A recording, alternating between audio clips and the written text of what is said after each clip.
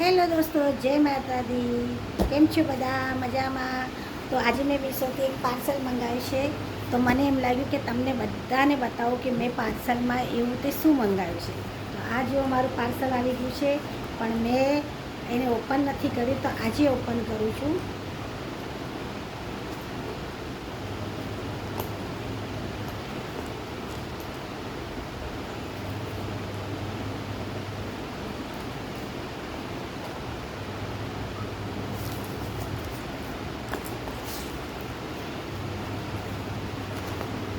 તો આ જુઓ, મેં મીશોથી શું ઓર્ડર કર્યું છે.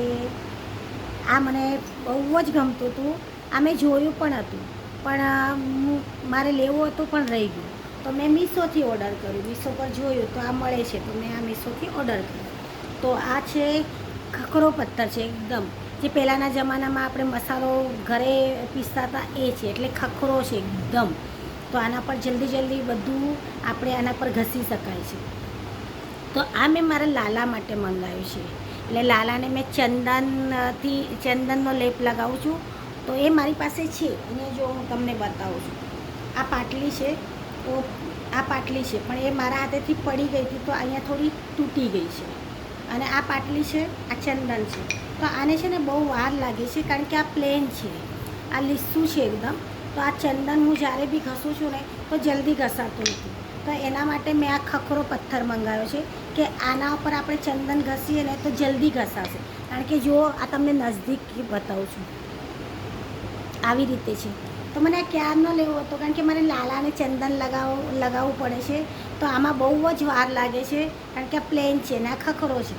તો મારે ક્યારનું લાલા માટે આ મંગાવવું હતું, કે આના પર હું ચંદન ઘસીને મારા લાલાને કાનાને મારા લેપ લગાવું છું. કારણ કે આ વૈશાખ મહિનો છે, ઉનાળો છે, ગરમી છે. ગરમીમાં લાલાને ચંદનનો લેપ લાગે છે કે એમને ઠંડક રહે.